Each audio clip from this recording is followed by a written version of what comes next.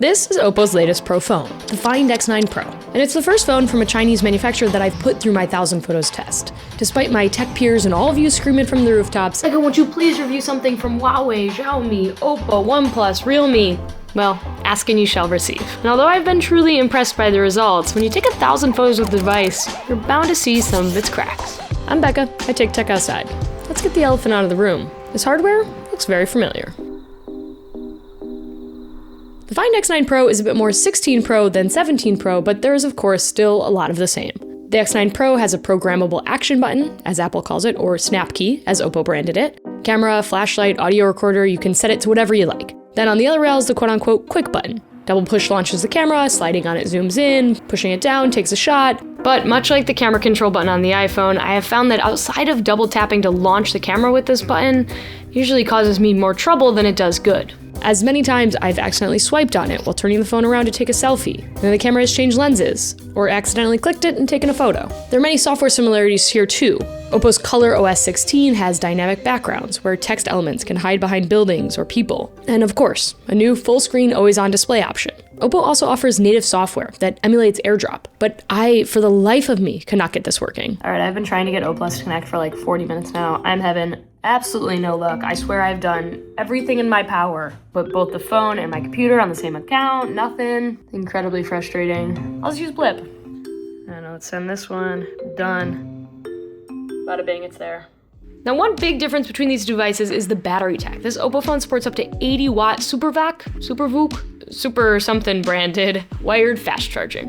You can literally watch the 7,500 milliamp hour silicon carbon battery juice up. And yes, you heard that number right. 7,500 milliamp hours. It has been truly difficult to get this battery low. Now, of course, the worry with silicon carbon batteries is longevity, and we just don't know how this device will fare, but Oppo is claiming that because of the company's custom designs, it will retain up to 80% of its original capacity even after 5 years of typical use. So we'll circle back in 2030. Another big difference is the color science in the photos. The Find X9 is always brighter, punchier, less shadows, which of course means less contrast, which usually means I like less, but there's something about the color science here that is just so pleasing to me. I love how the blues lean cyan, and there's almost this softness to the photos. Not in the autofocus, less resolution way, but in the more pleasing way.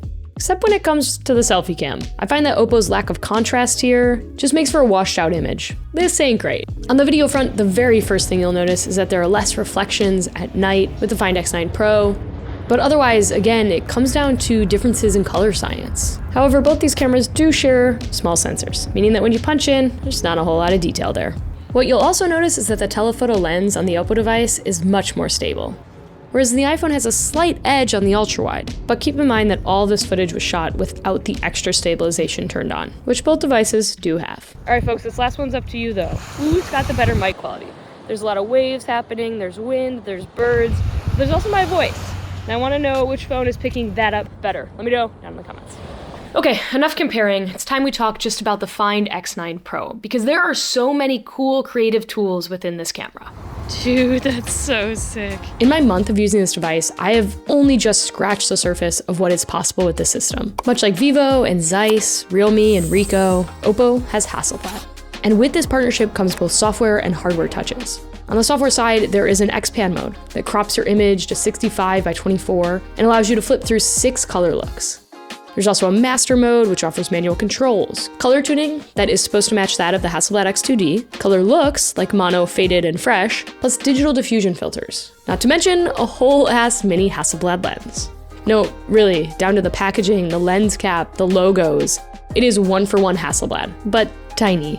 Oh god, it's so cute. So when I was in China last year, I saw someone using a tele lens like this on a phone, and I was like, what the heck is that? But now that I've used one, oh my gosh, that person was way ahead of their time. This lens is amazing. It utilizes the phone's 200 megapixel tele lens, but it does require a special case, a lens mount, and then of course the lens. Once mounted, it has a native focal length of 230 millimeters. It's oh so crisp, surprisingly stable, and can make even New York City look like a nature documentary. The only problem with accessories is that you're liable to forget them. And sometimes you drive 30 minutes away from home, you get to an absolutely stunning place, and you're like, wow, I can't wait to use that telephoto lens. Then you remember, You left it at home. It looks good on this lens, but can you imagine the telephoto lens? Brutal.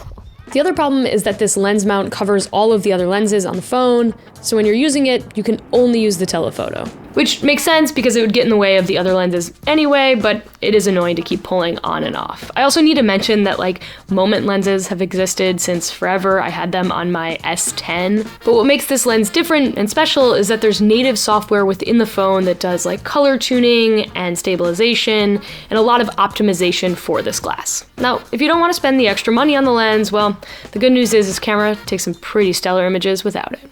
So I'm well past the 1,000 photo mark, but yesterday I was having so much fun using this camera and I couldn't sleep last night, and I thought, I don't know if I've ever watched the sunset on a beach, but why not start today? Oh my god.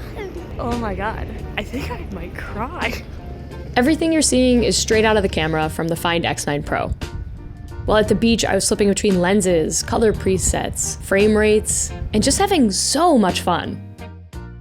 Something I love and hate about this system is how it's not afraid to leave an image soft. I really like how it looks here, but I'll get to where I don't like it in a bit. And while we're talking about problems, let's talk about this front-facing camera. I am just not a fan of it, especially in low light conditions. It's jittery, grainy, and not all that flattering. And then there's the audio. It's just not great. I'm sure you're not hearing great things right now. It's a lot of wind noise, a lot of background noise, and there's not a ton of AI tools to help, but I don't even want those.